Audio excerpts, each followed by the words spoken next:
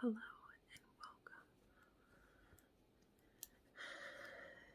Today I wanted to make a sequel, if you will, to my heartbreak and knitting ASMR video.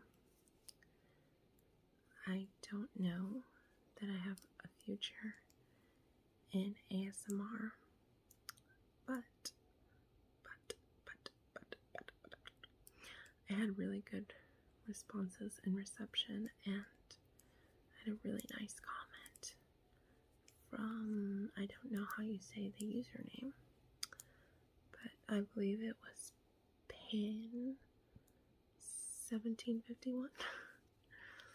They left a really kind comment for me, and I decided that for the very least, through the duration of this project, which is a balaclava, I will make videos and just to show my progress, and maybe you can knit along with me if you want, whatever project you're working on. And I will probably only do it for the duration that it takes me to finish this. I think it might take a couple days. I've been having really crazy issues with this yarn in particular. This is by Big Twist. It used to be one of my favorites because Big Twist offers a lot of fun and interesting and unique color options. But I've noticed a decline in quality, specifically with the way that the yarn is plied. So the way that it's twisted, the yarn splits very easily. I can give an example just in case somebody's not sure. So basically, something like this will happen.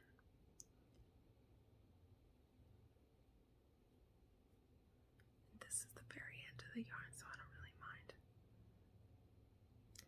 Where the plies, so this is a 4-ply, I believe. I'm not sure about, I still get confused with some of the terminology.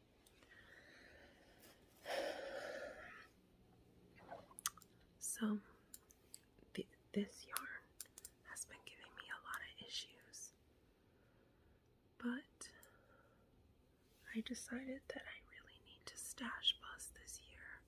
2024 is the year of stash busting for me. I decided that I really need to stop buying yarn, so I promised myself that I wasn't going to buy any more yarn because I have about 2.5 wall-sized shelves of yarn, and that is more than enough, and I have pretty much any and every color you could think of. So I decided 2024 I'm going to write down a whole list of projects, and I'm just going to go through the line and cross them out. I'm going to especially be doing the projects that require the most yarn, such as blankets. I'm going to try to find stitches. I know there's specific stitches that will like eat up a lot of yarn, like because the stitch itself just requires a lot of yarn. So I'm going to look up projects that have very heavy yarn eating stitches.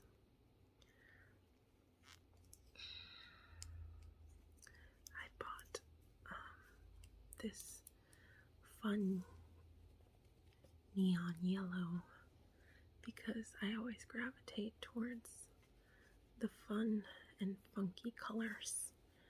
I just really like having unique colors for projects. But again, like I said, I'm not crazy about the quality. this yarn. Everyone likes to rag on Big Heart as like the worst because the acrylic is so scratchy and it feels really rough. But I will say this, Red Heart's yarn does not split. I think Red Heart's yarn could probably survive an atomic bomb. Long after we are all gone, Red Heart yarn will still be around. So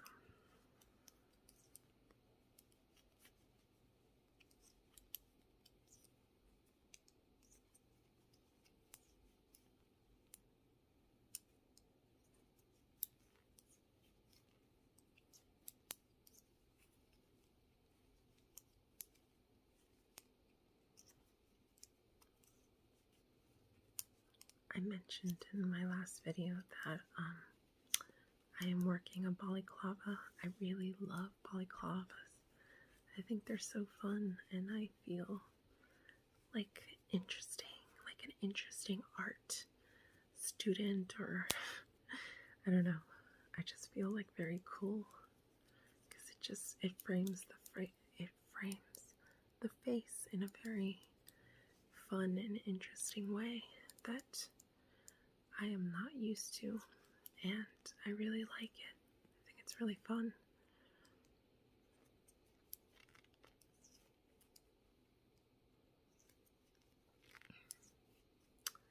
So yeah, I have a lot of yarn that I need to get rid of or I need to use, and I'm going to try to stash bust as much yarn as I possibly can in 2024, and I promised myself no new yarn. And the other goal that I have is that I would like to start to gravitate towards natural fiber yarns. My problem or issue with natural fiber yarns is that it's very expensive for very little. I guess because it's difficult to source and it just costs more. And unfortunately, you don't get a lot with it, and I am a plus size person. So when I am considering making a garment piece like a sweater or a cardigan, it would just come out very, very expensive for me to buy wefts and wefts, or skeins, I should say, not wefts. Skeins. Skein. It would be very expensive for me to buy the amount of skeins required with natural fiber yarns because I am a plus size girly. So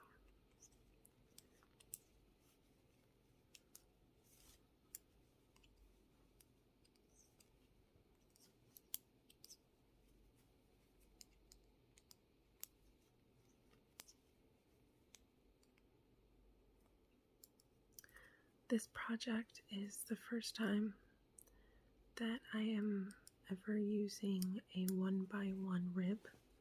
So basically it's purl to knit to, purl to knit to, so on and so forth. And it creates this ridge and a ribbing. I had never used that style before. I usually only ever do a 1x1 rib, and if I'm being honest, I'm not sure that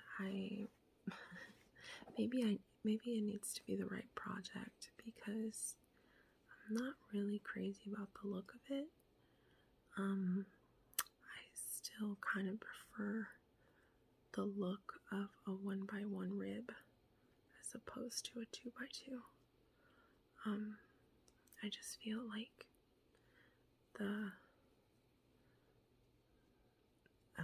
one by one is just a lot tighter and like neater, whereas with these are, it just feels so flat.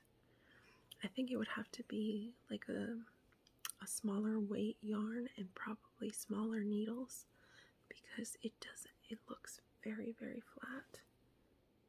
It doesn't have like this very large ridged effect, and I prefer like a tighter ridged effect. So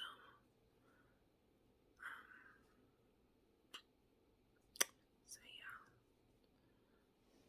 Okay, so I'm back. I had to frog my project. And I wasn't gonna film this, I was gonna wait. Until I was done picking the stitches back up and then start again. But you know what? This is a very realistic and honest portrayal of what it's like being in fiber arts. You're gonna have to frog your projects. And for those who are maybe unsure, what frogging means is that you pull out your yarn and you have to go back a little bit and redo some of your work. Sometimes people just rip it out completely and start from the beginning. So you might be wondering what I'm doing. So I like to pick up stitches by holding the stitches with a stitch marker, and I have a whole lot.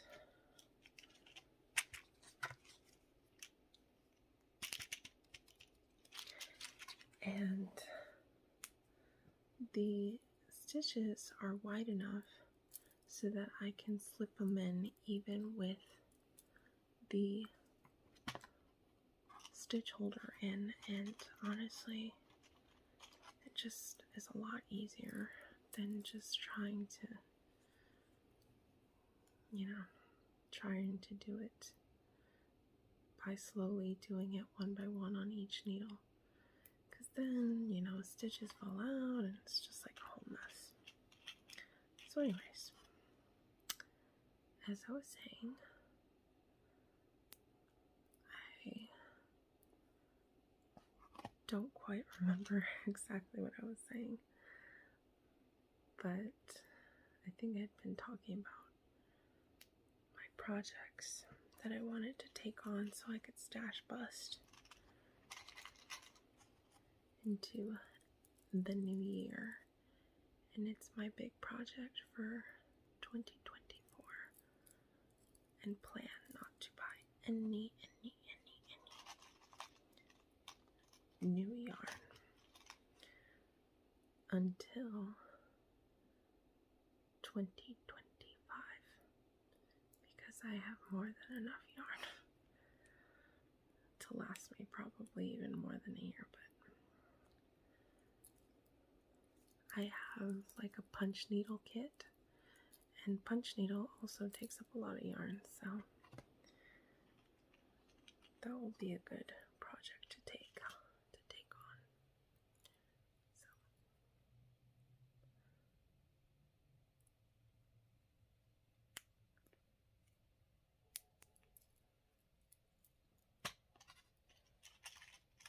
So as far as an update with the heartbreak situation,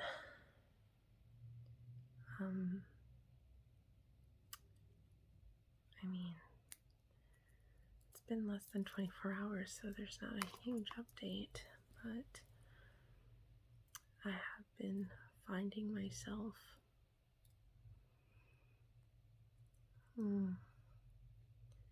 considering just inviting him back into my life. I keep kind of reasoning with myself, and I think it's not that big a deal. It'll be fine. We can just be friends. No. I think I'm just in the bargaining stage of grief. Because even though this isn't a death, it is still a loss. And in some ways, a form of death. Because grieving is about grieving for things or people that are no longer there. And sometimes with a breakup, it's very difficult to process that one day they were there and now they're not. Now you don't talk to them anymore and they're not in your life anymore. And that's something that's difficult to wrap your head around. So I keep trying to think of ways that I could possibly end this feeling of grief, and I think about how I miss him and how it wouldn't be that bad if I just invited him back into my life. But the truth is that him and I have actually gone in and out of each other's lives quite a bit for this past year. This is not the first time I have made the declaration that he's no longer going to be in my life. And if I'm being honest, I haven't because I've made these declarations before and he ended up coming back. There's a part of me that feels like this is temporary and that with time he's going to come back and that I'm just going to bring him back, and there really truly is a piece of me in the back of my head that just figures it's not a big deal because he's just going to come back anyway, so what does it matter? I haven't fully accepted that this is the final time because I've claimed that it's the final time before and it never has been. So there's a part of me that just feels like, what's the big deal? I haven't fully accepted that this needs to be permanent because part of me still feels like it might just be temporary, and I need to accept this as permanent. It's tough because you start thinking about good times and being held and kissed and sort of doted upon, if you will. And then that's just gone. It's not fun. But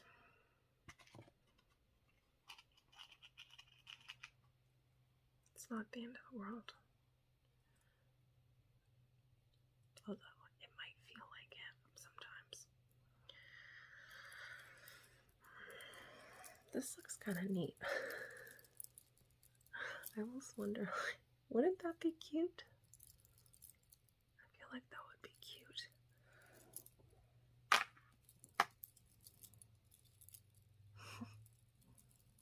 Looks nice. So, that's, I guess, an update on that.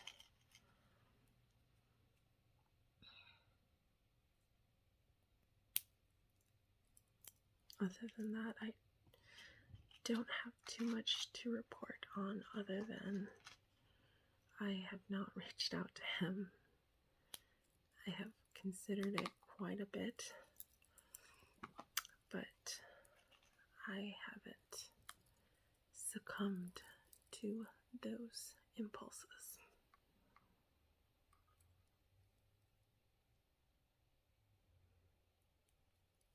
I think what I'm trying to do is remind myself that every time I let him back in, I inevitably have to tell him or decide that we can't do this anymore because the situation never changes. And every time I make this declaration and we go our separate ways, I have to go through this process of the breakup and the grieving, and the part that like really hurts, I have to go through it again every time, and it's been multiple times, and I've gone through this sad, upset stage many times with him. And if I let him back in one more time, that's just another time that I know I'm going to have to go through this stage again, and this is not fun for me. It's really not. I don't like it. It's very, I don't know. It's just, I would rather feel happy.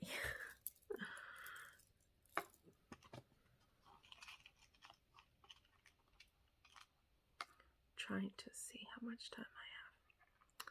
I think I'm going to end it here. I'll just talk a little bit about this project. So I was tempted just to, this looks so cool, I like it. I was tempted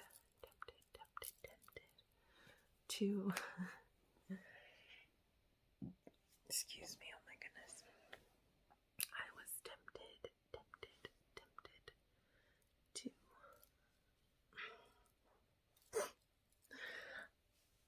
was tempted to just start this project from the beginning using a different yarn, because truth be told, I cannot stand this yarn.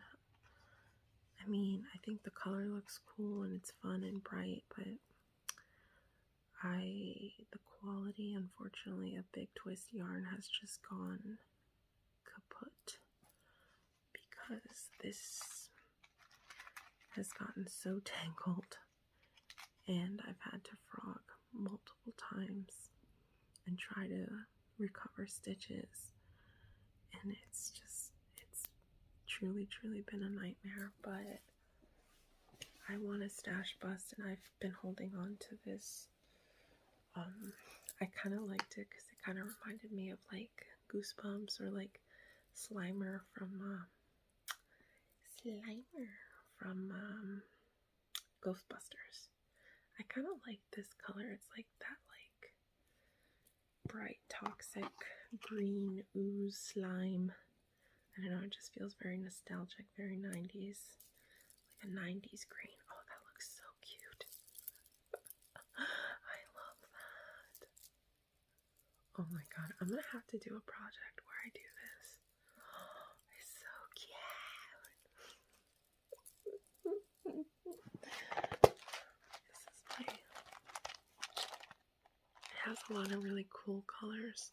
I got this off of Amazon because I had like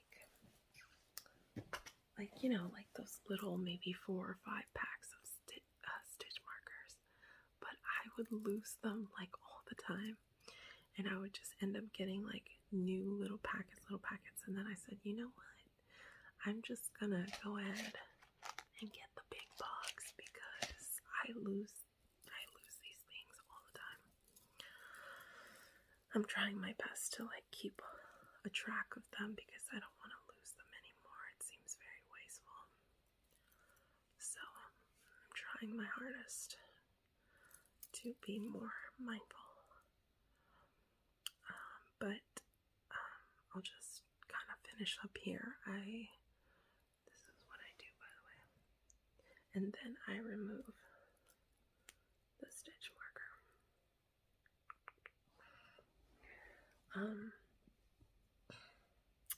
The last thing I was gonna say, I think I was talking about that previously before I stopped the video, was that I'm not, hold on. See, I'm trying to be responsible and put the stitch markers away as soon as I'm done. As soon as I'm done using them. I'm gonna try to angle it down a little bit. It's like my phone is literally just sitting on top of like pillows and blankets. My goodness, look at this. The last thing I was saying was that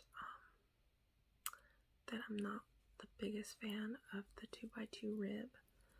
I think I could be. It would just need to be like the right circumstances, because with this yarn and this with this yarn weight, which is a 4 weight 4 worsted weight, it's just not like giving the appearance that I normally enjoy from like, you know, very tight ribs, where you get like a really good sense of like the bumps, because it's like when you have it like this, you can see that looks really cool, but it's gonna be stretched out, so it just looks like this, and I really don't like that. And I feel like with the 1x1 rib, it's really easy to see that ridge like texture a lot easier than a 2x2. But again, it might just be the yarn and the needle size or hook size, depending on if you're crocheting or knitting. But I don't know. So we'll see. I will come back tomorrow because, like I said, I want to make videos soft-spoken style for the duration that it takes me to complete this project. And usually balaclavas are very easy to do and take little, like only like maybe a couple days, but this yarn is proving to be very, very, very difficult. I've had to frog multiple times, and the yarn that I plan on using for the head portion of the balaclava is also big twist. So we'll see how this goes, but I will